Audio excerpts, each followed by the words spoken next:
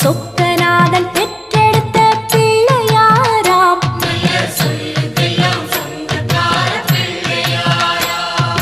கைலாய மலைய விட்டு தெற்கே வந்தாராம். இந்த பிள்ளையாறு பட்டி கண்டு இருந்து விட்டாராம்.